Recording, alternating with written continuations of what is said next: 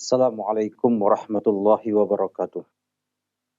Innal hamdalillah nahmaduhu wa nasta'inuhu wa nastaghfiruh wa na'udzu billahi min shururi anfusina wa min sayyiati a'malina. May yahdihillahu fala mudilla lahu wa may yudlil fala hadiya lahu. Asyhadu an la ilaha illallah wahdahu la syarika lah wa asyhadu anna Muhammadan abduhu wa rasuluh sallallahu alaihi wa ala alihi wa sahbihi wa sallama tasliman katsira amma ba'du.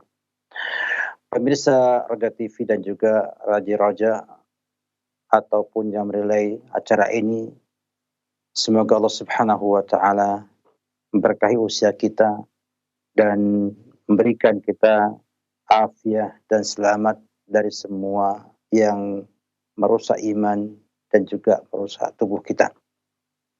Alhamdulillah, kita memuji Allah Subhanahu wa taala pada pagi berbahagia ini.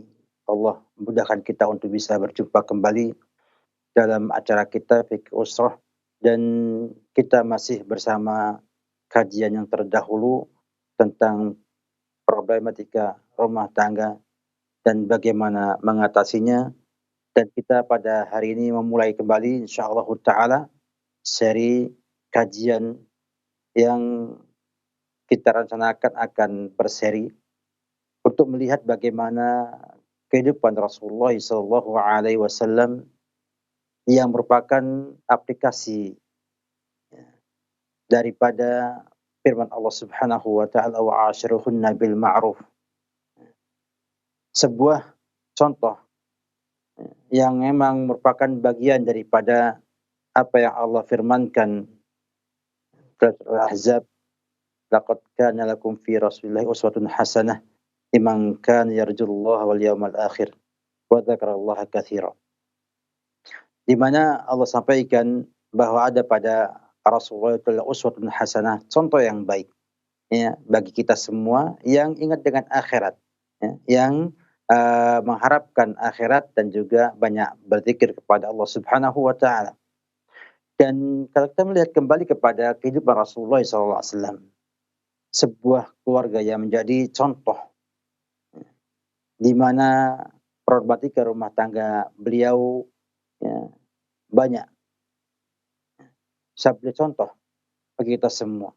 Dan beliau mengatasi semua sisi kehidupan dan problematika itu dengan sangat tepat sesuai dengan wahyu Allah Subhanahu wa taala. Oleh karena itu, siapa yang ingin mendapatkan solusi terbaik dalam semua problem rumah tangganya bisa melihat kepada hadis-hadis Nabi kita Muhammad sallallahu alaihi wasallam berkenaan dengan rumah tangga beliau. Demikianlah beliau menjadi uswatun hasanah bagi kita kaum muslimin yang mengikuti jejak langkah beliau sallallahu alaihi wasallam. Oleh karena itu, saya mengajak hadirin sekalian, pemirsa sekalian untuk mengkaji setiap pekan insyaallah taala apa yang menjadi sikap ataupun keputusan Nabi kita Muhammad sallallahu alaihi wasallam dalam menyikapi munculnya problem-problem dalam rumah tangganya. Tentunya hal ini menarik ya, karena kita semua paham bahwa tidak ada satu rumah tangga tanpa problem. Ada problem dalam rumah tangga. Ini dimaklumi bersama.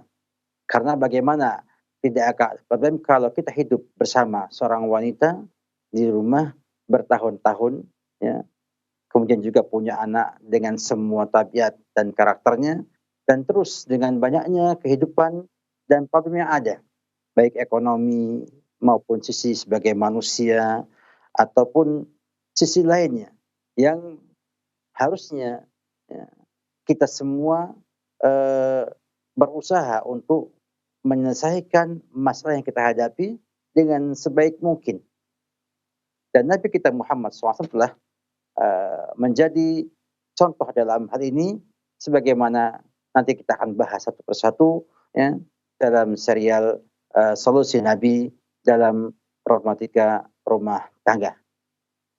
Kita ketahui bersama bahwa di sana ada sisi yang perlu kita bahas, kita sampaikan ya, berkenaan dengan kehidupan kita di rumah tangga. ada di sana sisi ekonomi, sisi kemanusiaan, juga ada bagaimana kerjasama yang baik dalam sebuah rumah tangga, demikian juga sisi apa namanya, hiburan yang ada dalam rumah tangga, yang ini merupakan bagian yang sangat penting untuk diadakan dalam rumah tangga agar bisa membentuk rumah tangga yang kita idam-idamkan atau samara yang sakinah, penuh dengan mawaddah dan rahmah. Kaum muslimin rahimakumullah taala. Kita akan bahas pada pagi ini sebagian daripada hadis Nabi Muhammad SAW berkenaan dengan sisi ekonomi yang berhubungan dengan kewajiban suami kepada istrinya. Kalau kita melihat dalam konsep yang disampaikan pada perjumpaan terdahulu, ya, bahwa ada sisi kewajiban kita untuk saling memberi, ya, menunaikan hak-hak pasangan kita. Dan di antara hak-hak pasangan kita adalah memberikan pada mereka nafkah, ya, tempat tinggal. Dan Nabi kita Muhammad SAW menampakkan bagaimana bagusnya beliau dalam hal ini, dalam muamalah beliau bersama keluarganya dari sisi ekonomi ini. Ya. Di mana kita lihat Rasulullah SAW telah menempatkan para istrinya pada hujurat, kamar-kamar. Atau mungkin kita katakan kayak rumah bedeng ya, kayak rumah bedeng gitu. Ya, hujurat. Ya, kalau kamar kan kesannya itu satu kamar ada ruangnya, ini enggak satu rumah itu kecil ya, banyak kecil, paling sekitar 4 kali 6 meter ya, atau sekitar mungkin tipe RSSS ya, rumah sangat sederhana sekali ya, tipe 24 mungkin. Sebagaimana dikisahkan tentang rumahnya ataupun hujuratnya Ummu Salamah yang sangat sederhana sekali dengan hanya 2 ruangan, ruangan kamar dan ruangan menyambut tamu atau ruangan tengah atau ruangan depan sekaligus. Sehingga kalau kita melihat kepada sejarah Nabi dari rumah-rumah para ummahatul mukminin, ya, kalau yang sempat berangkat ke kota Madinah, ada di Museum Madinah, menggambarkan tentang bagaimana rumahnya Nabi kita Muhammad SAW yang namanya hujurat. Hujurat ini memang kalau kita melihat kepada kepada maknanya adalah tadi tempat-tempat kayak rumah bedeng gitu. Jadi Nabi ada Aisyah di sini, ada Hafsah dan lain sebagainya. Ya. Dan Nabi kita Muhammad SAW menempatkan mereka pada hujurat. Dan setiap istri punya hujrah, ya, punya hujrah sendiri yang khusus dengannya. Jadi terpisah dengan istri yang lainnya. Rumah-rumah kecil ya, yang terpisah, Aisyah punya sendiri, Hafsah punya sendiri, kemudian juga yang lain punya sendiri. Dan disampaikan dalam Al-Quran, Allah Subhanahu tentang kisah Al-Hujurat ini. Dalam surah Al-Hujurat, ayat yang keempat, innal ladzina yunadunaka min wara'il hujurat aktsaruhum la ya'qilun. Sesungguhnya orang-orang yang memanggil engkau wahai Muhammad dari belakang hujurat, dari luar hujurat, kebanyakan mereka tidak mengetahui, tidak berakal. Menunjukkan bahwa para ummahatul mukminin, Nabi kita Muhammad SAW menyiapkan mereka hujurat, rumah-rumah kecil, ya, tempat mereka yang terpisah dengan istri yang lainnya. Menunjukkan bagaimana Nabi kita Muhammad SAW memperhatikan sisi tempat tinggal para istrinya tersebut. Bahkan kalau kita melihat kepada hadis Nabi SAW, dapatkan juga bahwa Ummu Salamah, ummahatul mukminin, zauj Nabi SAW, mengatakan istaiqadha Rasulullah SAW lailatan faza'an. Kata Ummu Salamah, Nabi bangun sebuah malam dengan kaget. Yaqulu, mengatakan subhanallah, madza unzila minal khazain wa madza unzila minal fitani. Nah, subhanallah, apa yang turun dari gudang di langit sana. Dan apa yang diturunkan dari fitnah-fitnah yang ada. May yuqidu sawahibal hujurat. Siapa yang bisa membangunkan pemilik rumah-rumah kecil tersebut. Ini menunjukkan bagaimana Nabi kita Muhammad SAW menyampaikan siapa yang membangunkan para istri-istri mereka, istri beliau, agar sholat. Agar sholat. Karena banyak rumahnya. Kemudian Nabi mengatakan, Rubba kasiyatin fid dunya, ariyat fil akhirah. Ini riwayat Imam Al-Bukhari dalam Kitabul Fitan. Menunjukkan bahwa Nabi kita Muhammad SAW berusaha untuk memberikan tempat tinggal kepada para istrinya. Dan tidak mencampur mereka dalam satu rumah. Ini merupakan satu bentuk husnul muamalah atau husnul muasyarah. Sehingga setiap istri memiliki rumah-rumah masing-masing yang dia bertindak dengan apa yang ingin dia berikan di rumah tersebut. Artinya sang perempuan punya huriyah, punya kemerdekaan di rumah tersebut tanpa ada yang mengganggu dari istri yang lainnya. Ini merupakan contoh yang baik bagi kita semua. Dan juga pengejawantahan ataupun wujud daripada muasyarah bil ma'ruf. Jadi Nabi sampaikan bahwa seorang suami punya kewajiban untuk memberikan nafkah. Di antaranya rumah tempat tinggal istrinya. Dan tidak harus mewah.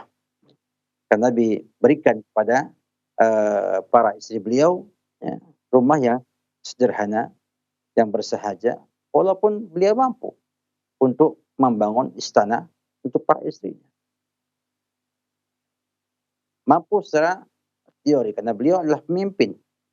Ya, para sahabat siap untuk membangun rumah Nabi kita Muhammad SAW. Dan siap untuk membangun istana bagi Nabi kita Muhammad SAW. Belum lagi Allah Subhanahu wa Ta'ala. Bila menginginkan Nabi kita hidup dengan kemewahan, sangat mudah sekali. Tinggal beliau mengangkat tangan, dunia akan Allah kepada Nabi kita Muhammad SAW. Dan dia memilih kehidupan yang demikian untuk menjadi standar kita semua, kaum muslimin dalam berumah tangga. Bahwa inilah standar. Dan kita berusaha bagaimana mengikuti contoh ini, karena ini juga di antara faktor penting yang membuat rumah tangga nyaman, tentram, dan bisa memberikan harapan yang baik kepada anggota keluarga untuk bisa hidup layak di dalam kehidupan mereka. Ini penting sekali untuk kita pahami bersama. Kenapa? Karena kenyamanan di rumah itu akan menumbuhkan nyaman di hati, kemudian juga akan tampak dalam sikap dan tingkah laku. Sehingga jangan kita kemudian meremehkan permasalahan ini. Tapi tidak mesti harus mewah, tidak harus mesti juga penuh dengan barang-barang dan lain sebagainya. Tapi bentuk kesederhanaan akan menjadi sebab kenyamanan bila di sana ada iman dan takwa kepada Allah Subhanahu wa Ta'ala. Jadi kalau kita melihat kepada faktor lainnya, maka kita dapatkan bahwa Nabi kita Muhammad SAW juga adalah orang yang dermawan kepada keluarganya. Ini bukan perkara yang aneh. Sambil mengatakan, khairukum li ahli, wa ana khairukum li ahli. Orang terbaik dari kalian adalah orang yang paling baik kepada istrinya, dan aku adalah orang yang terbaik kepada istri. Juga tidak aneh kan Nabi kita Muhammad SAW, kita sudah ketahui tabiat dan sifat beliau yang sangat dermawan. Sangat dermawan beliau. Kan ajwadan nas, kata Ibnu Abbas radhiyallahu anhu riwayat Imam Bukhari. Kana Nabi sallallahu ajwadan nas. Nabi itu orang yang paling dermawan.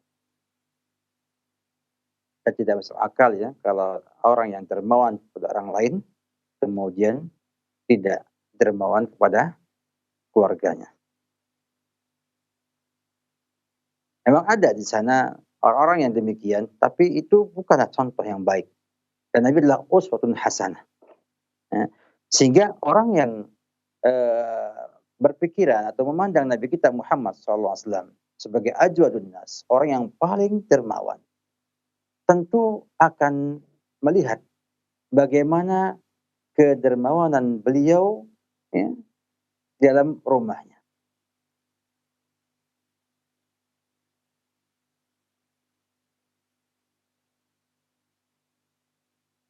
Jadi kita lihat bagaimana opini ya, yang berkembang bahwa Nabi kita itu orang yang fakir, ya, miskin. Sebetulnya enggak tepat. Sebab Allah katakan, wajadaka a'ilan fa'aghna. Kata kamu wahai Muhammad dalam keadaan a'ilan, tidak punya apa-apa, kekurangan. Kemudian fa'aghna. Lalu Allah yang mengayakan Nabi kita Muhammad sallallahu alaihi wasallam. Nabi juga pernah berdoa pada Allah Subhanahu wa taala dengan doa, Allahumma inni as'aluka al-huda wat tuqa wal afaf wal ghina. Dan juga Nabi kita pun pernah beristi'adzah, memohon perlindungan dari kefakiran. Dalam doa Allahumma inni a'udzubika minal kufri wal faqri.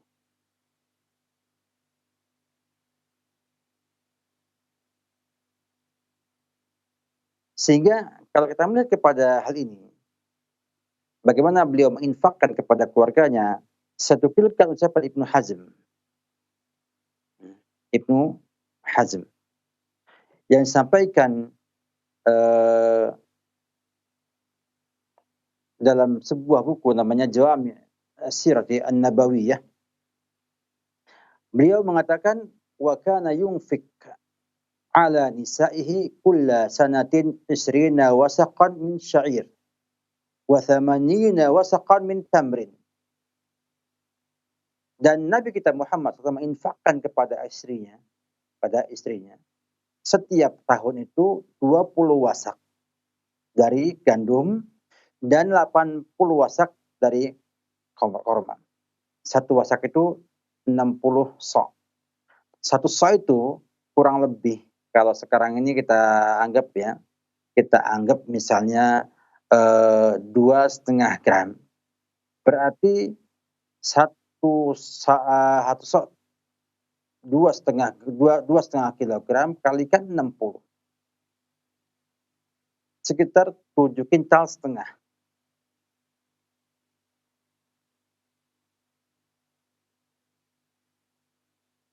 Tadi antara 7 kintal sampai 8 kintalan. Itu dari gandum. Wa 80 wasaqan min tamrin. Satu wasak segitu. Kalikan dengan 20. Dan 7,5 kintal kalikan 20. Karena istrinya wasaqan. Sehingga jumlahnya cukup besar ya. Sekitar 140 kintalan lebih.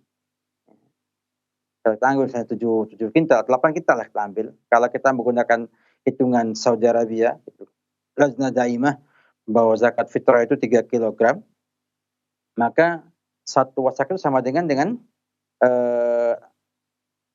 situ nasa, 60 kali 3, 18. Kalau istrinya sok, bentar saya hitung dulu ya, satu sok 2,5 kilogram. Kalau 60 sok berarti dia itu 2,5 kali 6. 120 150 kilogram. Ya, 150 kilogram.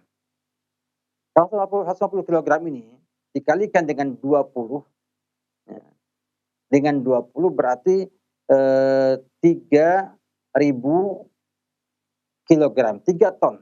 Ya, 3 ton, 3 ton gandum, ya, dalam setahun. Dan dia juga menambah dengan 80 wasak. 80 kalikan 150.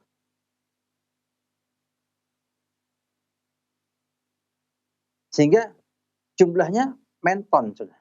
Ya. Sehingga demikian kata beliau, kata Ibnu Hazm, wa hakadha ruwinahu min tariqin fi ghayatis sihhah. Sampai pada kami dari jalan yang betul-betul sahih.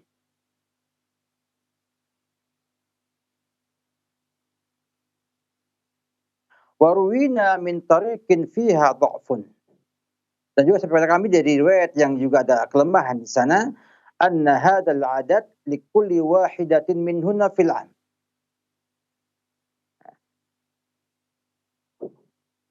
Tadi jumlah itu untuk keseluruhannya, tapi ada riwayat yang ada dhaifnya, ada riwayat yang ada di sana kelemahannya, itu menyampaikan bahwa itu adalah untuk satu orang dari mereka.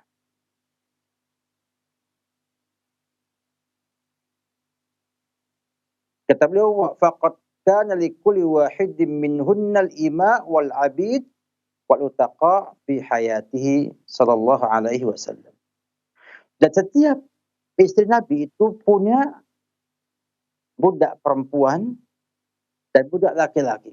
Dan budak yang dimerdekakan di zaman Nabi kita Muhammad sallallahu alaihi wasallam masih hidup. Ini kata Ibnu Hazm rahimahullahu taala.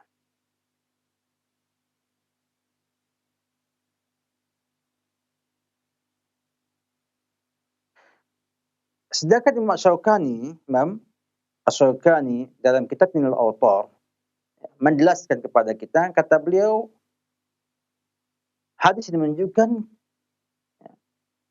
wa yadullu ala dzalika, yang menunjukkan adalah ma thabata an Nabiy sallallahu alaihi wasallam kana yu'ti kulla wahidatin min zaujatihi mi'ah wasaqin min Khaybar. Bahwa Nabi kita Muhammad SAW itu memberikan setiap orang dari istri-istrinya 100 wasak dari Khaybar.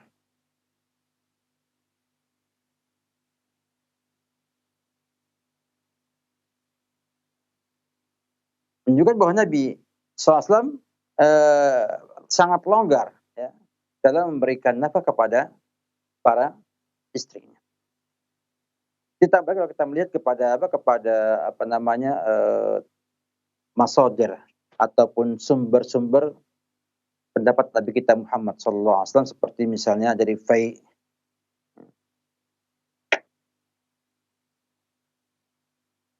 kemudian juga ada di sana ghanimah, ya, dan yang lain-lainnya, ya, yang lain-lainnya, ditambah hadiah-hadiah yang cukup banyak, ya, sehingga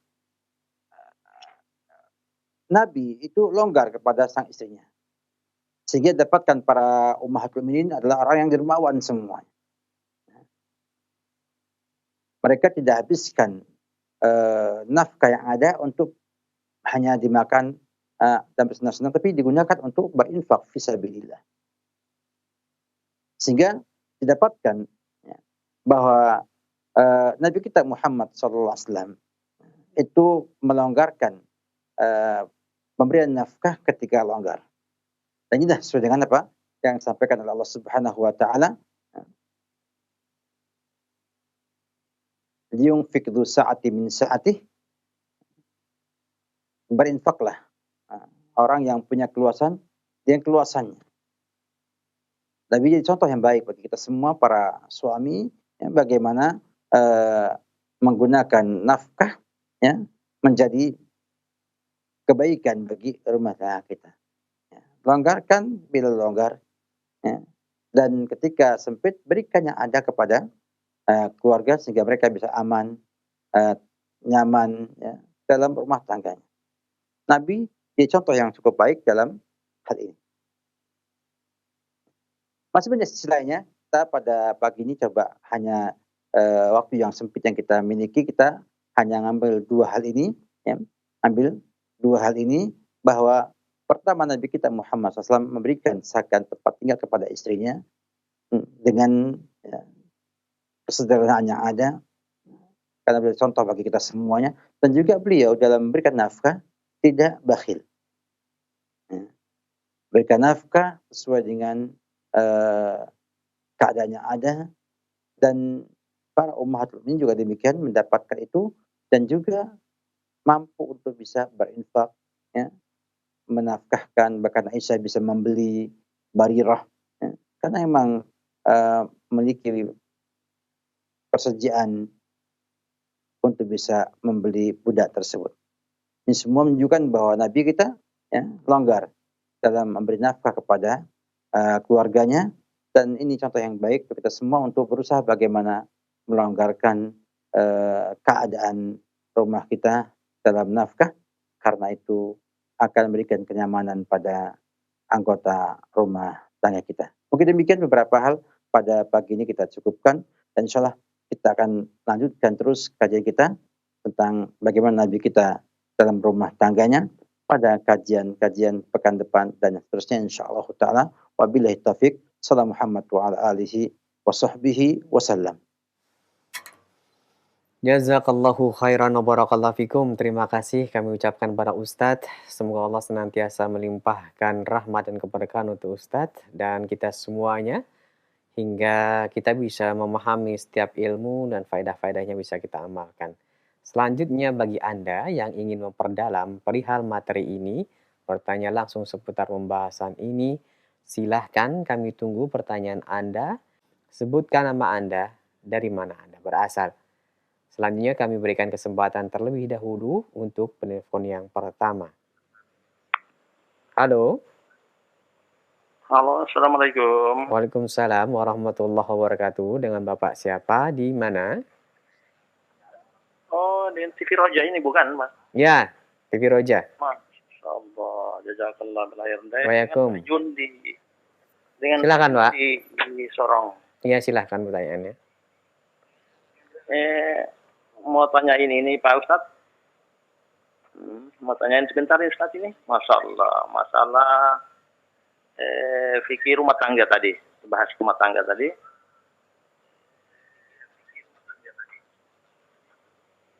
Bapak mendengarkan via telepon saja, Bapak. Jangan melihat TV-nya, dikecilkan suaranya. Langsung saja, Pak, pertanyaannya. Oke, baik. Oke, baik.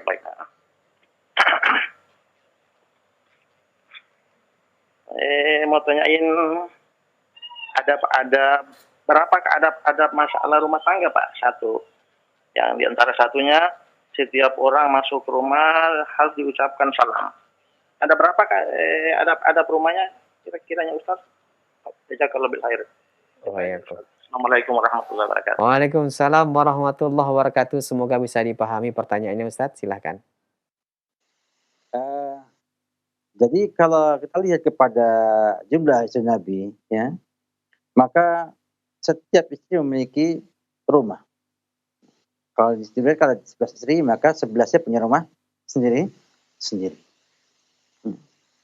Dan tentunya Nabi tidak akan salam pada semua rumah, ya.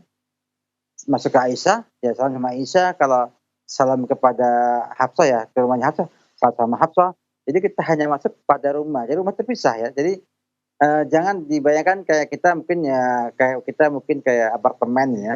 Mungkin, ya. Mereka tidak naik ke atas, jadi ke samping. Ya. Sehingga ketika Nabi misalnya masuk ke rumah Aisyah, hanya Aisyah yang dia mendengar salam Nabi kita Muhammad SAW.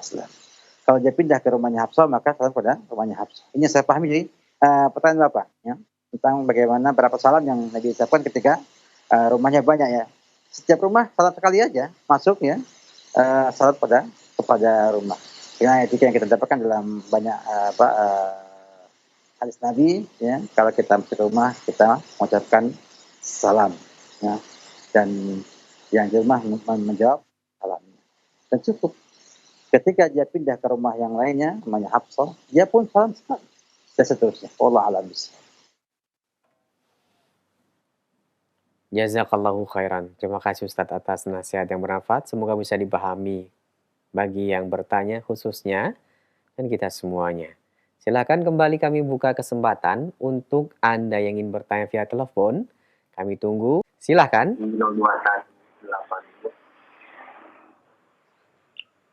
Halo. Halo, Iya, dengan siapa di mana ini? dengan Sarel di Pekanbaru nih, Pak. Pak Saril, mohon maaf dikecilkan terlebih dahulu volume televisinya, Bapak. Bapak cukup mendengarkan suara kami via telepon saja. Ya Bapak, Bapak cukup mendengarkan suara. Halo, Assalamualaikum. Waalaikumsalam Ibu, silahkan dengan Ibu siapa ini di mana? Halo, Assalamualaikum. Waalaikumsalam Ibu, silakan dengan Ibu siapa? Ibu dikecilkan terlebih dahulu volume televisinya, mohon maaf karena mengganggu kami dalam menyimak pertanyaan Ibu, mohon maaf. Ya, oke. Gini, dari hamba Allah Riau. Silahkan pertanyaannya. Gini Pak Ustadz, saya rumah tangga saya, suami saya udah sakitan. Dia udah berumur 60-an lebih lah. Ya. Jadi dia sakitan ini kami cerita-cerita gitu kan, musyawarah rumah tangga. Ya tuh gimana ya Pak nasib kita ini, saya bilang gitu. Usaha kita serat, kita dari dulu sakit-sakitan ya Pak, aku bilang gitu sama dia. Ya, pertanyaannya mohon maaf Ibu, langsung saja. Langsung pertanyaannya. Jadi dia mengucapkan kata cerai gitu loh Pak. Oh, kepada Ibu. Iya. Ya. Terus nggak lama, tempo sebulan dia meninggal gitu. Jadi pertanyaan saya Pak, itu apa memang gimana solusinya itu ya? Apakah betul dia cerai kami nanti di akhirat saya ini apa punya suami apa tidak ya Pak? Ya, cukup Bu. Terima kasih atas pertanyaannya Ibu. Ya, terima kasih. Assalamualaikum. Waalaikumsalam warahmatullahi wabarakatuh. Silakan Ustaz. Alhamdulillah ya. Hari ini jauh-jauh ya. Tadi ke Sorong ya. Saya ingat dengan Yayasan Cahaya Islam Papua Sorong. Juga kami ke Pekanbaru ya, ke Riau ya. Ingat juga dengan Pas RD Nurul Jannah. Ibu, sebenarnya kalau Ibu di Pekanbaru misalnya ya, bisa mungkin ke Masjid Nurul Jannah, hanya ke Nada Dr. Abdi Rahmat. Ya. Yang jelas kalau memang kondisinya demikian, secara hukum apabila sang suami mengucapkan kata talaknya, maka dia jatuh talak. Dan karena masih sebulan, itu masih masa iddahnya Ibu. Jadi Ibu masih istrinya beliau. Sampai masa iddahnya selesai. Baru bukan istrinya lagi. Jadi status Ibu pada waktu menunggu ini, masa iddah itu statusnya adalah istri. Sehingga belum dikatakan sebagai orang lain. Masih sebagai istri. Daripada sang suami itu. Kecuali kalau sudah yang ketiga, talak tiga, lain lagi urusannya. Tentang bagaimana di akhirat, Allah alam bisawab, yang jelas selama masih istri di dunia, maka jaga istri di akhirat nanti. Bila sama-sama masuk ke surga. Sehingga yang terpenting adalah bagaimana ibu sebagai seorang istri berusaha menjadi orang yang solehah, menghabiskan waktu yang sudah ada ini dengan taubat, dengan belajar agama yang benar, dan juga dengan amal soleh yang juga banyak, sehingga ibu punya bekal yang cukup untuk bisa menggapai surganya Allah Subhanahu wa Ta'ala. Dan bila kemudian di surga nanti ibu ketemu dengan suami ibu, semoga Allah satukan di sana. Dan bila tidak, maka Allah Maha Kuasa akan mengganti yang lebih baik lagi. Jadi jangan disaukan apa yang akan dapatkan nanti di akhirat nanti, tapi kita sekarang harus berusaha bagaimana mempersiapkan bekal yang cukup untuk menggapai surganya Allah Subhanahu wa taala tersebut. Setelah di sana Allah Maha Kuasa memiliki kekuasaan yang tak terbatas di sana. Dan semua permintaan ahlul jannah itu Allah akan kabulkan. Semua yang diinginkan oleh penduduk surga Allah akan berikan keinginan tersebut. Oleh karena itu, nasihat pada ibu, karena memang sudah ada kata talak, walaupun bisa jadi talaknya itu banyak sebabnya, apalagi tadi tersinggung dengan ucapan itu ada.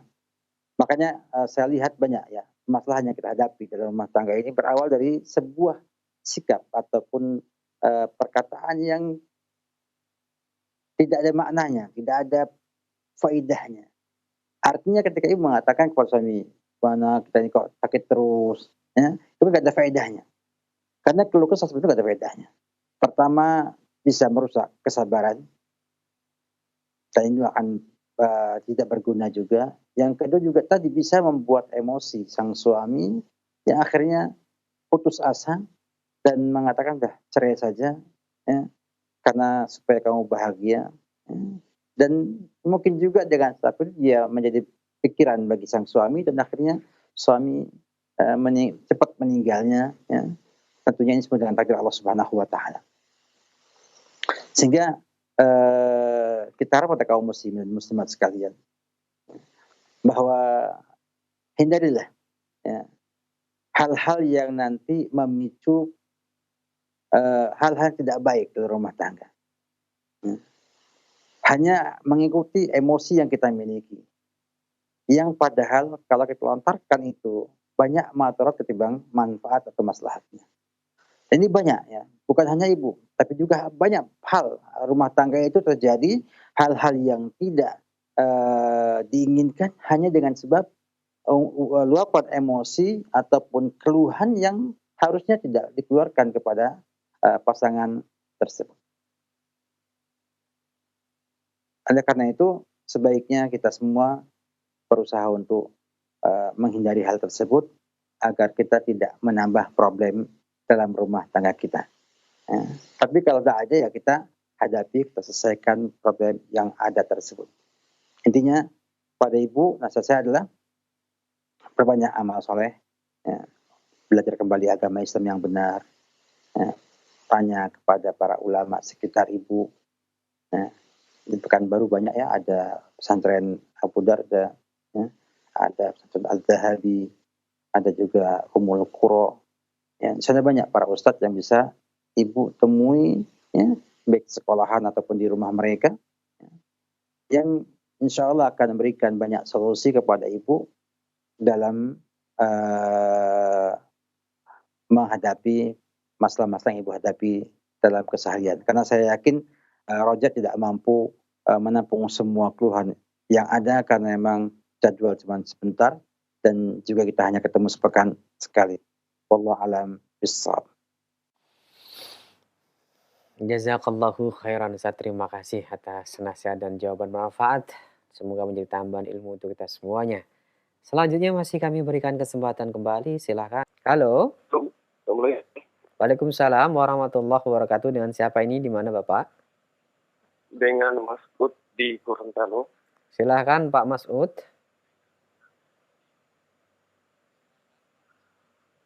Iya, ini saya mau tanya sedikit. Mungkin agak keluar dari topik pembahasan. Ya, silakan. Ya, bagaimana hukumnya Ustadz atau ketika kita melakukan sholat, kerjakan sholat, terus kita mendapati imam dalam artian kita masbuk. Contohnya sholat Isya 4 rakaat. Saya mendapati 1 rakaat. Apakah rakaat berikutnya saya tetap mengeras suara atau mengecilkan suara, sementara yang menjadi masbuk bukan hanya saya sendiri, ada barangkali 2-3 orang. Ya, cukup Pak. Ya, Cukup Ustaz. Terima Mm-mm. kasih banyak Ustaz. Assalamualaikum warahmatullahi wabarakatuh. Waalaikumsalam warahmatullahi wabarakatuh. Silakan Ustaz. Eh, tentang masbuk ini, yang sampaikan saudara bahwa kasusnya adalah saudara mendapatkan imam di rakaat yang keempat, kemudian imam salam, dan Anda berdiri untuk menunaikan rakaat yang kedua. Karena Anda dihitung melaksanakan rakaat pertama walaupun imam sudah rakaat yang keempat. Sehingga rakaat yang setelahnya rakaat yang kedua. Dan Anda tidak ada kewajiban untuk menjaharkan bacaan walaupun itu di rakaat yang kedua. Karena hukum jahar pada salat jahriyah bagi yang tidak jadi imam itu tidak wajib hukumnya. Sehingga tidak membaca dengan jahar, kecuali kalau Anda menjadi imam kembali, sebagaimana sebagian orang kita lihat, ya, masbuk imami, masbuk yang lainnya, maka di rakaat yang kedua itu Anda membaca jahar sebagai imam. Sebagai imam.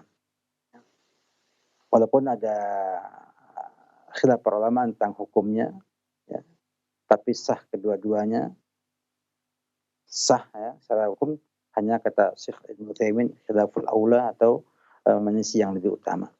Ya, bagusnya tidak berjamaah, tapi kalau berjamaah maka saudara tetap menganggap sebagai rakaat yang kedua dan saudara sebagai imam menjaharkan Fatihah dan juga surat pada rakaat yang kedua tersebut. Jadi ada dua perkara. Yang pertama, Anda harus ingat bahwa Anda pada rakaat keempat itu masih dianggap melaksanakan rakaat yang pertama. Hanya bentuknya itu mengikuti imam karena ada kewajiban mengikuti imam. Anda berdiri, maka Anda melaksanakan rakaat yang kedua. Poin yang kedua, bila Anda sendirian, tidak ada jamaah yang makmum kepada saudara, maka saudara tidak menjarak, tidak masalah. Karena pada asalnya Anda sholat sendirian dalam hal ini. Namun bila kemudian ada yang ikut sholat di belakang saudara, jadi makmum lagi untuk saudara, maka saudara mengucapkan ataupun membaca Fatihah dan surat dengan jahar sebagai imam ketika itu. Kemudian rakaat yang ketiga, keempat, sebagaimana biasa dengan disirkan, ya, sebagaimana kita ketahui bersama. Demikian, wallahu a'lam bishawab. Barakallahu fikum, jazakallahu khairan. Terima kasih para Ustadz yang telah menjawab pertanyaan dari penanya khususnya dan kita semuanya. Semoga bermanfaat. Dan berikutnya kami bacakan dari pesan singkat yang telah masuk. Assalamualaikum dari Bu Aminah di Tambun, Bekasi. Pertanyaannya, Ustadz, saya sudah menikah hampir 30 tahun. Di masa anak-anak masih kecil, suami mau berpoligami, ingin menikahi mantan pacarnya. Akan tetapi qadarullah tidak jadi. Saya sebagai istri jadi terpukul, walaupun pernikahan tersebut sebenarnya tidak jadi. Hari-hari berikutnya saya merasa sakit hati, hampa, kecewa, dan sedih berkepanjangan. Hingga berjalannya waktu, sementara hari-hari selanjutnya, suami tetap saja mencari dan mencari sampai sekarang belum dapat juga istri yang kedua. Tanpa peduli dengan perasaan saya. Saya merasa perasaan saya dibuli sepanjang pernikahan ini. Dengan demikian rasa kasih sayang saya semakin hari semakin terkikis habis. Yang ada sekarang hanya kehampaan dan kecewa. Nah, pertanyaannya bagaimana Ustadz? Saya menghadapi permasalahan ini sebenarnya. Harus bagaimana Ustadz? Silahkan. Memang kita tidak bisa pungkiri ya, bahwa kadang kita itu malah merusak diri kita sendiri. Ini yang keliru sebetulnya. Seorang yang berpikir bahwa ia adalah hamba Allah Subhanahu wa taala yang diminta di dunia ini untuk banyak beramal soleh, ya, banyak menghamba kepada Allah Subhanahu wa taala, banyak beribadah kepada Allah Subhanahu wa taala, dan menjadikan semua kejadian yang menimpa kita di dunia ini sebagai bentuk ujian keimanan kita kepada Allah Subhanahu wa taala. Maka akan didapatkan hidupnya bahagia. Dan tidak akan ada bahasa terkikis atau mengikis sendiri. Saya lebih tepat mengatakan itu mengikis, bukan terkikis, tapi mengikis sendiri. Artinya ibu, ya, yang dipermainkan oleh iblis, oleh setan, ya, untuk kemudian mengikis rasa cinta yang ada itu, sehingga akhirnya hampa dan akhirnya membuat kesengsaraan tersendiri, baik ibu atau mungkin juga yang lainnya. Maka saya lihat ini kembali kepada sebuah mindset, sebuah pola pikir yang keliru pada ibu. Harusnya ketika suami itu ingin menikahi mantan pacarnya karena ingin berpoligami, maka tentunya di sana ada sebuah sikap yang harus dilakukan oleh seorang wanita. Yang pertama, ia harus bertakwa kepada Allah Subhanahu wa taala dan melihat kembali keadaannya dan keadaan suaminya. Kalau dilihat oleh sang wanita bahwa suami nggak pantas poligami karena dia khawatir akan maksiat, akan malah zalim kepada satu daripada dua istrinya nanti, ya, atau tujuannya tidak benar, niatnya nggak ikhlas, ya, dan bukan untuk menjaga menjaga kehormatan dan keimanan dan ketakwaan suaminya, maka boleh istri untuk nasihati suaminya, ya, untuk menyampaikan bahwa itu tidak benar, ya, bahwa niat poligami hanya untuk memuaskan nafsu, bukanlah perkara yang benar, tanpa memikirkan sikap adil kepada istri-istri yang ada, karena itu menjadi sebuah bentuk adanya ta'awun, kerjasama yang baik antara suami istri. Kalau kemudian sang suami tetap tidak mau menerima, tetap ya kekeh ya untuk maju mencari pasangan yang baru, maka tidak perlu sakit hati. Kenapa? Karena tidak akan ada dan tidak akan terjadi pernikahan tanpa takdir Allah Subhanahu wa taala. Dan kalau Allah takdirkan, itu yang terbaik kita semua.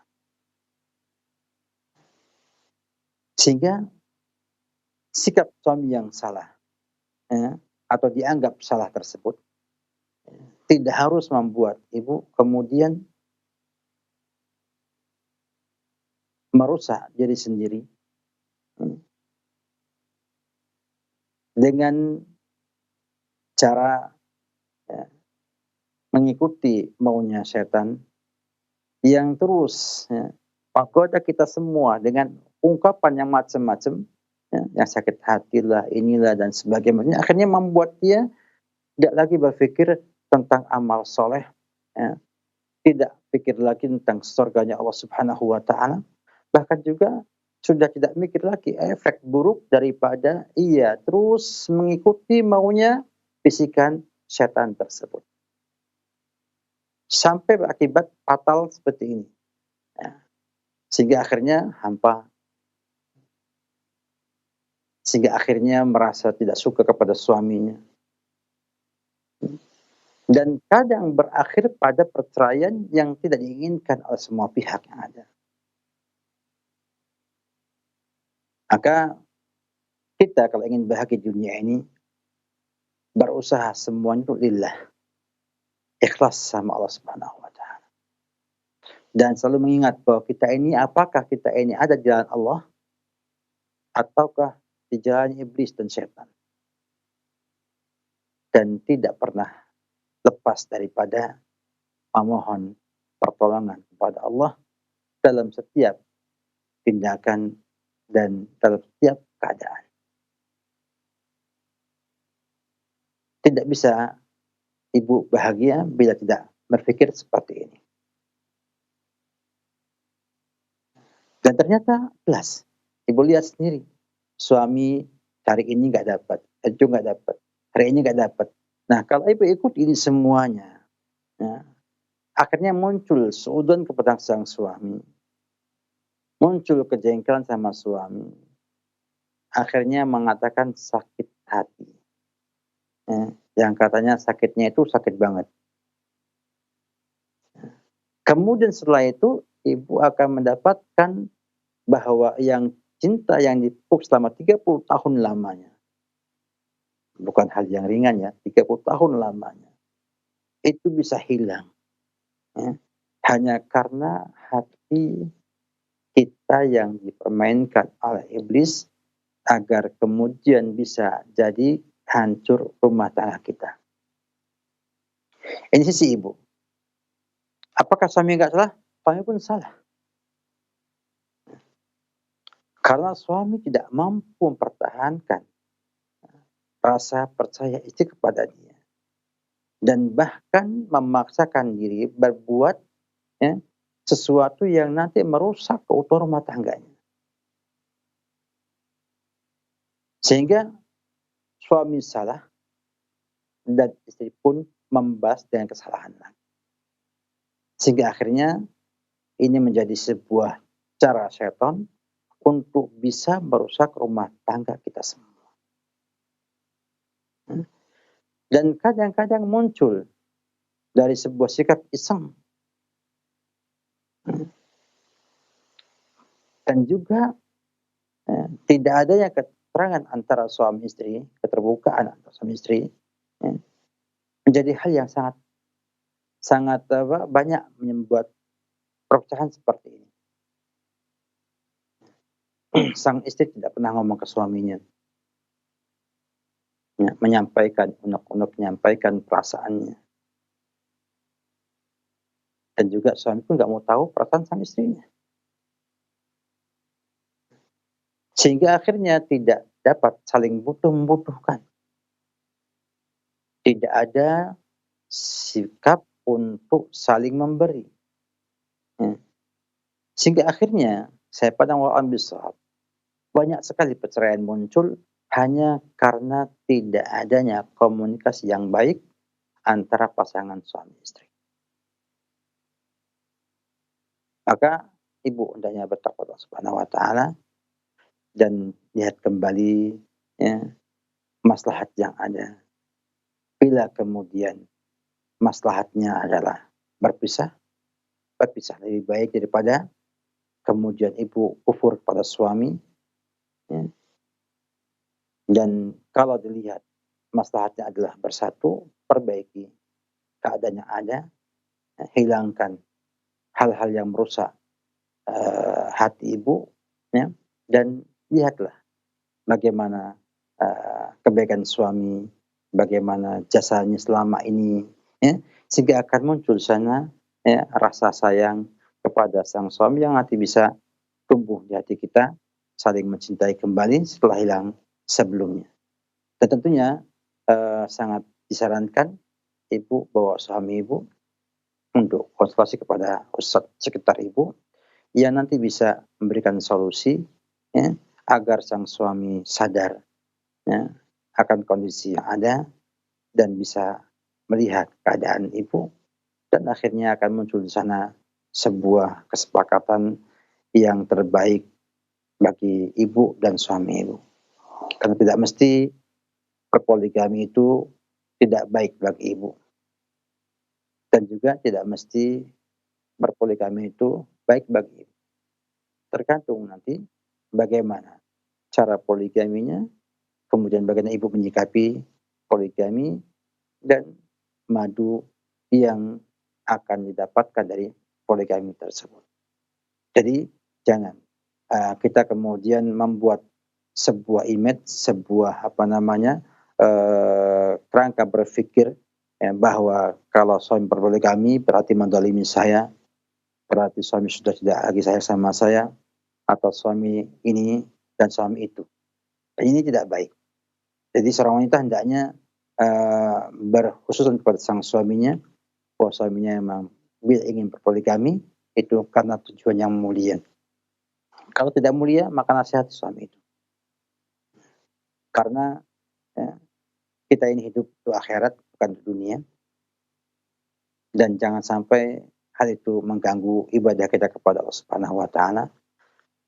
Jangan sampai mengganggu kita beramal soleh di dunia ini.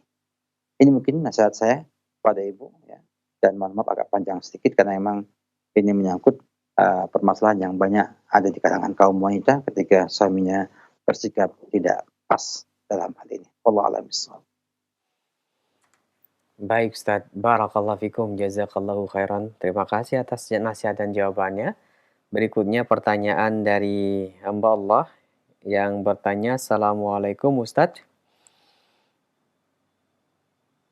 Suami berpoligami akan tetapi merahasiakannya dari istri. Kemudian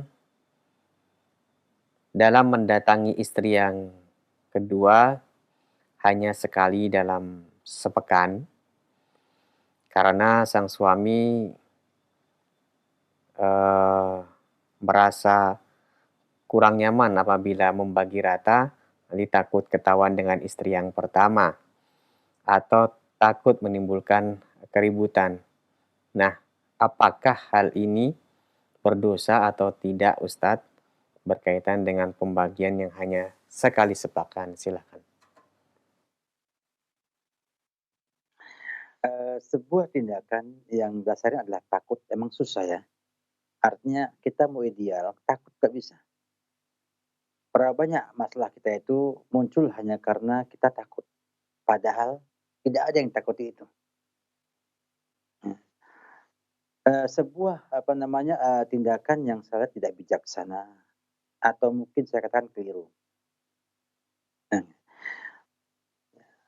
Kenapa takut?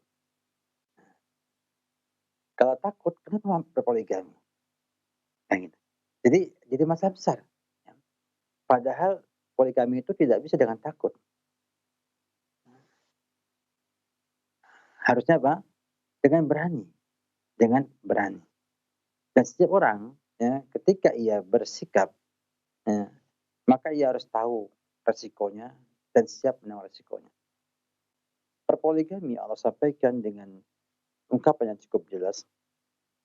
Fa'in khiftum alla ta'dilu fawahidah. Dan jika kamu takut untuk tidak bersikap adil, maka cukuplah satu. Menunjukkan bahwa orang berpoligami harus berani.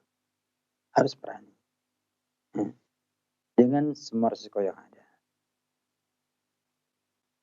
Ribut di dunia ini bukan hal yang besar. Tapi memang itu resiko hidup. Resiko hidup adalah kita ribut sama orang lain. Kalau kita pengen tidak ada masalah di dalam hidup kita, ya emang di surga adanya. Hanya kita siap nggak menyelesaikan masalah tersebut. Bila nggak siap, maka jangan buat masalah. Orang yang nggak siap dengan masalah, jangan membuat masalah. Karena kalau dia nekat buat masalah, maka akan banyak pelanggaran yang terjadi. Di antara ini, merasa nggak nyaman. Kalau berbagi adil dalam menginapnya. Ini sebuah salah. Masalahnya bukan nyaman, nggak nyaman. Masalah adil nggak adil. Jadi hendaknya seorang muslim berusaha untuk adil. Dengan cara berusaha semaksimal untuk adil. Apabila dia berusaha maksimal juga tidak bisa adil, maka ada namanya perjanjian ataupun perdamaian.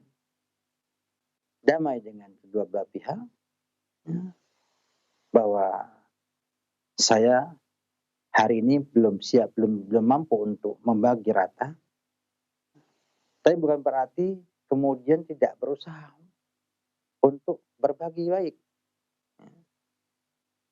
Artinya tetap berusaha. Mungkin sekarang 1 hari, besok lusa, ataupun bulan depan 2 hari. Terus berusaha untuk akhirnya sampai pada tahapan yang sesuai dengan syariat, yaitu adil antara kedua belah pihak. Jadi pernikahannya bukan cuma sekedar nikah habis, bukan. Kita ini menikah itu untuk menggapai surganya Allah Subhanahu wa taala. Jadi kalau kita nggak yakin, ya, berpoligami itu membawa kita ke surga, ya, buat apa kita berpoligami?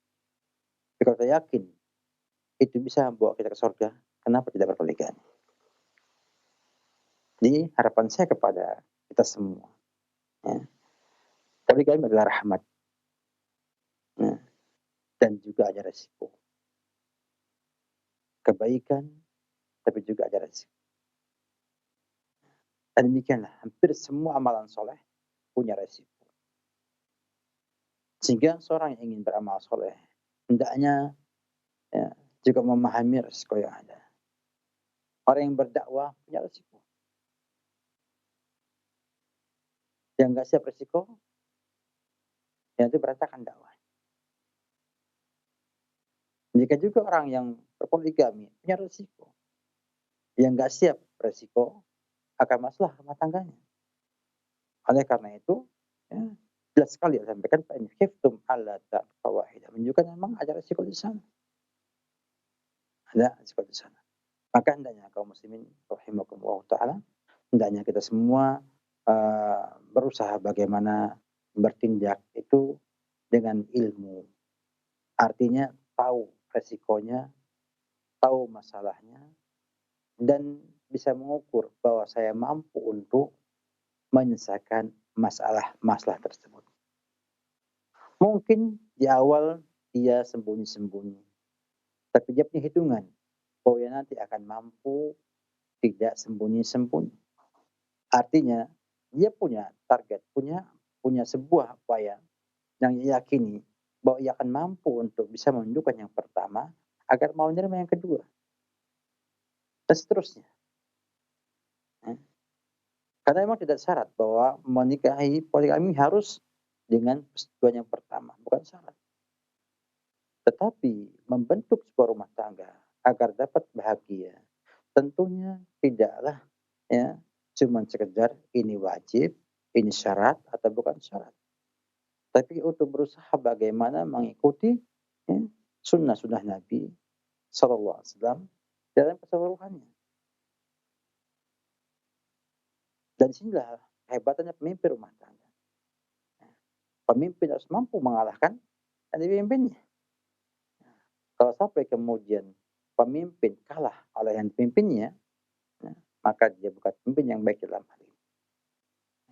Oleh karena itu, ya, marilah kita bertakwa Subhanahu wa taala, ya, dan sikap itu adalah sikap yang keliru dan salah. Wallahu a'lam bishawab.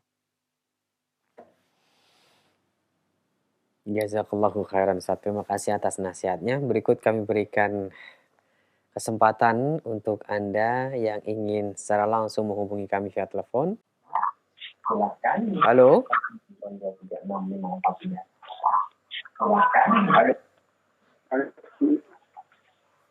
Halo. Halo, Assalamualaikum. Waalaikumsalam warahmatullahi wabarakatuh. Dengan Bapak siapa? Di mana?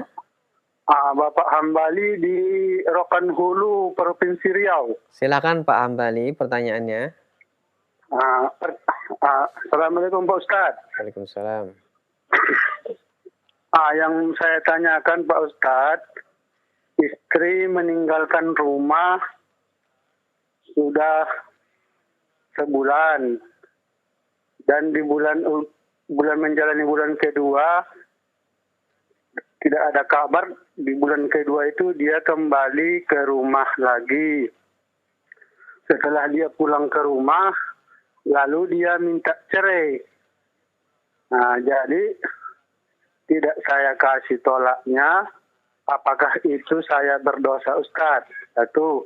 Yang keduanya, lalu dia kembali pergi lagi. Nah, bulan keduanya saya dapat kabar rupanya dia di kampung ini mempunyai hutang dan ditagih sama saya hutang-hutang yang tidak saya ketahui. Lalu saya tidak membayarnya. Apakah itu termasuk dosa saya atau bagaimana, Ustaz? Mohon pencerahannya. Saya sudahi dengan salam. Assalamualaikum warahmatullahi wabarakatuh. Waalaikumsalam warahmatullahi wabarakatuh. Silakan Ustaz. Jauh juga nih rekan hulu ya. Saya baru sampai ke rekan hilirnya, belum sampai ke rekan hulu. Bapak sekalian, kisah yang Bapak sampaikan sebetulnya adalah asap ya, yang ada penyebabnya. Saya yakin tidak mungkin akan muncul seperti itu kalau tidak ada penyebabnya. Kemudian Bapak sampaikan di akhir hutang. Apakah istri itu pergi itu karena menghindari tagihan hutang? Ya. Ataukah dia itu yang lainnya? Ini bisa dipertimbangkan Bapak ya, untuk mempertahankan atau untuk melepas sang wanita tersebut. Saya akan urai dulu masalah ini supaya tahu jawaban yang tepat. Wanita tersebut setelah hukum perginya dia ke dari rumah suami tanpa izin suami, ya, tanpa izin suami merupakan bentuk nusuz, bentuk durhaka kepada sang suami. Kemudian pastinya suami ya, mencari atau menanyakan keberadaannya ya, atau mencari sebab, apa sebabnya. Kalau kemudian apa tidak mencarinya, juga agaknya sebabnya. Ada apa membiarkan istri untuk pergi ya, tanpa teguran sama sekali. Harusnya tegur. Ya, bahwa kamu ini masuk dalam nusuz. Ya. Kemudian nasihati supaya dia taat sama Allah. Ya. Kemudian takut sama Allah. Nasihati juga dia bahwa ini adalah bentuk durhaka kepada suami, tidak baik. Ya. Dan sebagainya. Kemudian datang lagi dia ke rumah minta cerai. Ya, Bapak enggak memberikan dia cerai. Ya. Ini juga sikap yang harusnya dipertimbangkan dengan oleh Bapak. Karena apa enggak menceraikan dia dan tidak juga ada perbaikan dalam rumah tangga Bapak. Itu sama dengan Bapak membiarkan ia terus berbuat maksiat kepada Allah Subhanahu wa taala. Ya, membiarkan istri itu bermaksiat kepada Allah Subhanahu wa taala tanpa teguran, tanpa perbaikan dari Bapak. Itu enggak bagus. Ya, tidak baik. Dan dikhawatirkan ya, masuk dalam ancaman Nabi kita Muhammad SAW pada orang yang dayut, yang dia itu membiarkan istrinya berbuat maksiat kepada Allah Subhanahu wa taala. Sehingga kalau saat Bapak memang sudah tidak lagi mengharapkan istri tinggal bersama Bapak, maka kabulkanlah permintaan cerai tersebut. Ya. Kalau tidak, maka Pak wajib memperbaiki istri tersebut. Perbaiki. Ya. Didakwahi, jajak supaya taubat sama Allah Subhanahu wa taala. Dibantu bila punya masalah. Sehingga dia bisa dipertahankan. Yang kedua, kalau dia punya hutang-hutang yang apa nggak ketahui, hutangnya untuk apa? Nah, maka Pak lihat dulu, apakah Pak sudah memberikan nafkah yang cukup buat istri di rumah? Artinya, hutang itu bukan untuk menafkahi rumah kita. menafkahi anak-anak, menafkahi suami, menafkahi sang istri sendiri. Maka kalau dia di luar semuanya, maka apa tidak punya kewajiban membayar hutang-hutang tersebut. Itu hutang istri. Jadi kalau istri mengambil atau hutang tersebut untuk menafkahi rumah kita, rumah bapak, untuk membeli beras, untuk beli pokoknya kebutuhan asasiah di rumah tangga apa, maka itu berarti bapak punya hutang pada istri yang bisa digunakan untuk membayar hutang istri tersebut. Ini kita bahas dulu dalam masalah nafkah rumah tangga di kajian Roja juga pernah tentang hal tersebut. Sehingga bapak pilih ini semuanya, dan saya melihat Allah besar hanya ambil usul apa kalau emang istri sudah nggak bisa diperbaiki keadaannya, biarlah ia hidup bisa dengan bapak tinggalkan, bapak cari istri yang salehah untuk bisa dampingi bapak dalam menyelesaikan masa-masa hidup di dunia ini. Allah a'lam bishawab. Jazakallahu khairan. Terima kasih pada Ustadz yang telah menjawab pertanyaan dari Bapak tadi. Semoga bermanfaat untuk kita semuanya. Selanjutnya kami berikan kesempatan kembali masih di layanan telepon. Halo. Halo, Assalamualaikum. Waalaikumsalam warahmatullahi wabarakatuh. Dengan Bapak siapa? Dengan hamba Allah dari Sorong juga kembali, Mas Horom Papua. Silahkan Pak pertanyaannya. Pertanyaan sangat singkat sekali, Mas. Ya. Pertanyaannya, apakah Masya Allah, apakah hukum apakah ahli kitab itu beriman? Ya. Jazakallahu khair. Apakah ahli kitab itu beriman? Jazakallahu khair. Nah, syukran. Silakan Ustaz. Apakah? Ya. Apakah ahli kitab itu beriman atau tidak Ustaz? Silakan. Oh, ahli kitab. Baik. Ahli kitab, kita lihat ada ahli kitab di zaman nabi-nabi mereka, itu beriman kepada kitab-kitabnya. Kemudian setelah nabi mereka meninggal dunia, banyak penyimpangan, sehingga mereka itu beriman dengan sebagian dari kitab itu dan tidak beriman dengan yang lainnya. Sehingga akhirnya Allah Subhanahu wa taala menghukum mereka dengan kafir. Dalam surah Al-Bayyinah dikatakan innal ladzina kafaru min ahlil kitabi wal musyrikin munfakkina hatta ta'tiyahumul bayyinah. Jadi ahli kitab itu ada yang beriman, tidak ada yang kafir. Ini Alkitab secara umum. Ada yang beriman, mereka menjalankan syariat Nabi mereka dengan benar. Ada yang kafir.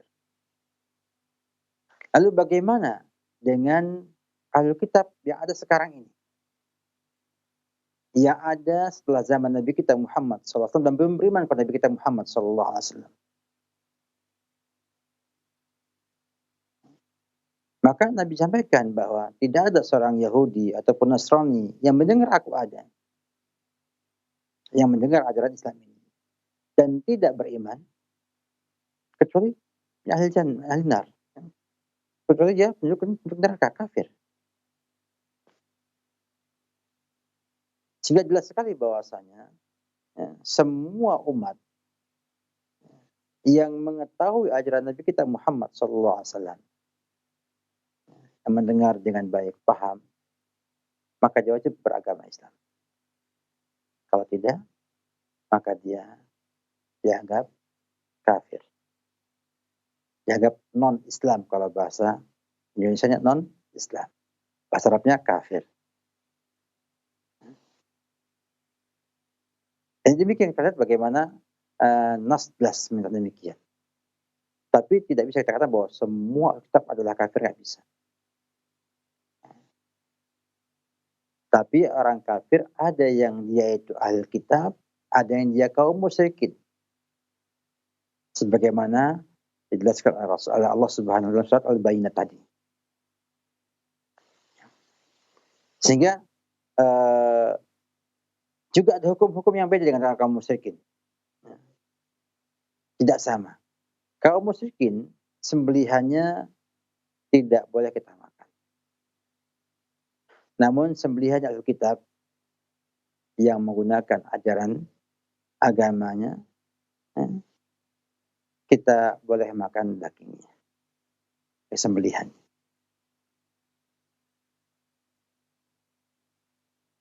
Demikian juga menikahi musyrikat tidak boleh, dan tidak sah pernikahan muslim dengan musyrikat atau muslimah dengan musyrik. Namun pernikahan muslim dengan wanita Alkitab itu dianggap sah dalam Islam. Dihukumi sah dalam Islam. Namun pernikahan wanita muslimah dengan laki-laki ahli kitab itu tidak sah dan haram. Itu ada perbedaan antara kafirnya itu karena syirik sama karena dia ahli kitab yang tidak menjalankan, yang tidak beriman kepada Rasulullah SAW. Karena di antara ajaran ahli kitab yang terdahulu itu adalah beriman kepada Nabi kita Muhammad SAW. Maka kalau dia nggak beriman dengan Nabi kita Muhammad SAW, maka dia telah telah mengkufuri ajaran yang ada dalam kitab-kitab mereka terdahulu. Yang jelas ini bahwa ahli kitab seperti itu ya, dalam posisi yang ada. Namun tentunya ini masih dalam tahapan teori ya, dan ajaran. Nanti akan terbentur kepada kondisi dan keadaan masing-masing. Secara hukum seperti itu, dan dalam prakteknya tentunya semua ada perinciannya sesuai dengan tuntunan syariat Islam berkenaan dengan orang-orang ahli kitab yang banyak dijelaskan para ulama rahimahullah ta'ala. Wallahu a'lam bishawab. Jazakallahu khairan wa barakallahu fikum. Terima kasih para Ustadz yang telah berkenan menjawab pertanyaan ini. Dan kami harapkan pertanyaan selanjutnya berkesesuaian dengan apa yang telah Ustadz sampaikan dalam pembahasan materi ini. Halo? Halo? Ya? Halo? Ya, halo. Mohon maaf Bapak dikecilkan televisinya. Kami tidak bisa mendengar suara Bapak dengan jelas. Ya. Ya, Bapak cukup mendengarkan via telepon saja. Silakan, dengan siapa, di mana? Dengan Pak Birsan di Palu, Pak. Silakan Pak, pertanyaannya. Ya, pertanyaannya ini Pak Ustadz. Saya sekarang kan sholat. Nah, jadi apa hukumnya kalau saya menambah doa sujudnya, tobat, selawat, kemudian doa kedua orang tua, dan juga ditambah dengan Rabbana. Demikian Ustaz. Ya. Cukup, terima kasih Bapak atas pertanyaannya. Silakan Ustaz. Dapat sholat, dalam sholatnya Bapak berdoa dengan doa-doa tersebut. Perlu kita ketahui bersama bahwa sholat adalah ibadah yang maksusah, yang terkhusus, yang khusus, ya. Yang kita nama adalah al-af'al wal aqwal al-maksusah, ya. Ucapan dan perbuatan yang khusus. Tidak bisa tambah-tambahi ya, dengan sesuatu yang bukan dari bacaan sholat. Kepada asalnya. Sehingga kalau kita misalnya ingin berdoa ketika sujud, maka pada asalnya kita itu berdoa dengan apa yang Nabi ajarkan dalam sujud. Namun karena ada di sana hadis Nabi yang mengatakan baqrab ma yakunu baina abdi wa rabbih hala sujudihi, bahwa keadaan yang paling dekat antara hamba dengan Allah adalah ketika sujud. Maka dikatakan fa'akthiru fid du'a, perbanyaklah doa. Maka bila Anda sujud ingin menambah dan doa-doa lainnya sesuai kebutuhan yang Anda inginkan, maka diperbolehkan para ulama rahimahullah ta'ala. Oleh karena itu bila Anda ingin berdoa ketika sujud, doalah dengan apa yang Anda butuhkan. Karena kita doa itu minta sama Allah Subhanahu wa ta'ala. Dan minta itu kan karena kebutuhan yang kita miliki. Karena memang Bapak misalnya mengharapkan Allah selamatkan dari bala, maka doalah. Di dalam apa? Untuk minta dihilangkan dari bala yang ada, dihindari dari bala yang ada. Ya, karena ini adalah bagian daripada doa yang kita inginkan. Ya. Dan seterusnya. Ya. Itu dalam sujud dibolehkan. Karena memang ada perintah untuk memperbanyak doa dalam hal ini.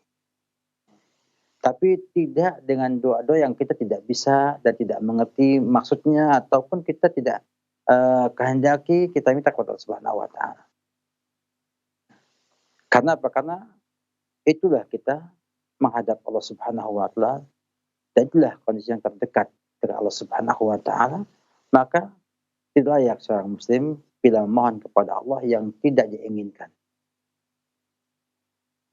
Ya. Maka hendaknya kita ketika sujud, ya, kita baca dengan doa yang sudah warid, Subhanallah ala, ya, 3 kali. Kemudian kalau kita menambah dengan doa, tambahlah dengan doa yang kita inginkan. Ya. Ingin sehat, ingin selamat dari bala, dan lain sebagainya. Tanpa ada rangkaian yang khusus, ya, yang kita buat sebagai bacaan sujud selain yang Nabi ajarkan. Artinya dia hanya doa saja. Tapi kalau penambah dengan zikir-zikir lainnya, ya, yang tidak ada dalam ajaran Nabi kita Muhammad SAW, maka itu tidak benar. Nah, Allah alam bissawab. Baik Ustadz, barakallahu fikum. Terima kasih atas jawabannya. Kami beralih kembali ke pesan singkat dari hamba Allah di Jakarta yang bertanya, Ustadz, Ana mau bertanya, dalam rumah tangga kami pernah ada kesepakatan antara Ana dan suami, jika salah satu pergi ketika emosi, maka jatuh talak. Itu bagaimana hukumnya ya Ustadz? Jazakallahu khairan. Silahkan. Ini namanya talak mu'allaq, ya. Talak al-mu'allaq. Dan para ulama rahimahullah banyak merajikan jatuhnya talak mu'allaq ini jika yaitu terjadi. Misalnya kalau saya pergi, maka kamu saya talak. Maka ketika saya pergi, jatuh talak kepada sang istri tersebut. Namanya talak mu'allaq. Ya. Talak yang jadi kasih ikatan, dikasih gantungan. Kalau kita melanggar berarti jatuh talak tersebut. Allah alam bissawab. Baik Ustadz, barakallahu fikum. Terima kasih. Pertanyaan berikutnya dari hamba Allah. Assalamualaikum Ustadz, Ana mau bertanya, bagaimana jika hukumnya sang istri ngambek terhadap suami, tetapi ngambeknya itu dengan diam, dan tetap melayani suami dengan baik? Silakan. Saya katakan bahwa ngambek adalah bagian daripada garam kehidupan rumah tangga. Tidak akan nikmat rasa sayur asam tanpa garam. Nah, gitu. Demikian juga rumah tangga. Bila tidak ada yang ngambek, tidak ada yang cekcok, tidak ada yang berbuat hal-hal yang istimewa, ya, maka rumah tangga itu kayak hampa, ya, hampa. Ya. Sehingga banyak penelitian mengatakan bahwa percekcokan dalam rumah tangga bila pada batas ukuran yang baik, itu bisa menambah erat hubungan mawaddah dan rahmah pada rumah tangga tersebut. Namun bila yang berlebih sama kayak garam ya, dalam sayuran ya. Kalau kita kelebihan garam, sayurannya pahit. Ya, ya. Demikian juga bila tidak ada garamnya, maka dia hambar. Oleh karena itu, seorang harus bisa memaklumi, harus bisa memahami bahwa perkara kecewa, kemudian senang, kemudian tersinggung, kemudian ngambek dan sebagainya, itu pada asal adalah bagian daripada aksesoris sebuah kehidupan rumah tangga. Nah, tinggal kita bagaimana memperkara itu sebagai penyebab ya indahnya kehidupan rumah tangga kita. Nah, kalau tidak itu maka kehidupan itu tidak akan indah ya. Karena apa? Karena kita butuh aksesoris, kita butuh pelengkap-pelengkap yang nanti membuat kita tuh merasa kayak baru dan tidak bosan di rumah tersebut. Jadi, tapi ingat ya bahwa itu semua tentunya tidak boleh membuat kita lupa ataupun menghalangi kita untuk bisa menunaikan hak-hak pasangan kita semua. Dan saat itu bagus ya, karena apa? Karena ngambek, tapi tetap menjalankan hak-hak suami secara baik. Tapi ngambeknya harus dibatasi, jangan sampai berlebihan, sehingga akan membuat reaksi tidak baik dari pihak suami, dan akhirnya akan timbul percekcokan antara pasangan tersebut, dan takutnya berakhir pada hal yang tidak baik. Jadi kita harus bisa mengimbangi, ya, harus bisa membatasi, jangan sampai itu semua berakibat jelek di rumah tangga kita semua. Allah a'lam bishawab. Barakallahu fikum Ustaz, jazakallahu khairan. Terima kasih atas jawaban dan nasihat-nasihat yang bermanfaat yang telah disampaikan. Tak terasa waktu juga yang memisahkan kita di kesempatan kali ini karena terbatasnya waktu. Kami mohon maaf Ustaz. Sebelum kami akhiri, mohon Ustaz memberikan ihtitam. Silakan. Jazakumullah khairan atas kemudahan ini, dan semoga Allah Subhanahu wa taala mudah terus untuk bisa istiqomah dalam mempelajari fikih usra ini, yang saya coba insyaallah pada ke depan mengambil contoh Nabi kita Muhammad SAW dalam menghadapi problematika rumah tangga. Karena memang kita butuh contoh yang konkret ya, yang itu perlu kita miliki agar kita punya pegangan dalam menghadapi problem yang kita miliki di rumah tangga kita. Yang jelas, ikhwatifillah, di masa-masa seperti ini kita harus berusaha memanfaatkan waktu yang ada dengan sebaik mungkin untuk menambah pengetahuan kita, menambah amal soleh kita, dan juga menambah dekat kita kepada Allah Subhanahu wa taala. Di mana manusia sudah tidak punya kemampuan ya, dan tidak bisa menyembuhkan diri menghadapi ujian yang Allah timpakan kepada kita semua. Oleh karena itu, ya, dalam media yang mulia ini, saya mengajak kaum muslimin semuanya untuk memperbanyak taubat kepada Allah Subhanahu wa taala, dan juga memperbanyak amal soleh, perbanyak membantu sesama, ya, dan juga mentaati anjuran pemerintah agar supaya kita semua Allah mudahkan ya, bisa melalui ujian-ujian ini dengan sebaik-baiknya. Dan saya ucapkan syukur kepada Allah Subhanahu wa taala, kemudian kepada kru Roja yang berusaha maksimalnya untuk mewujudkan acara kita ini.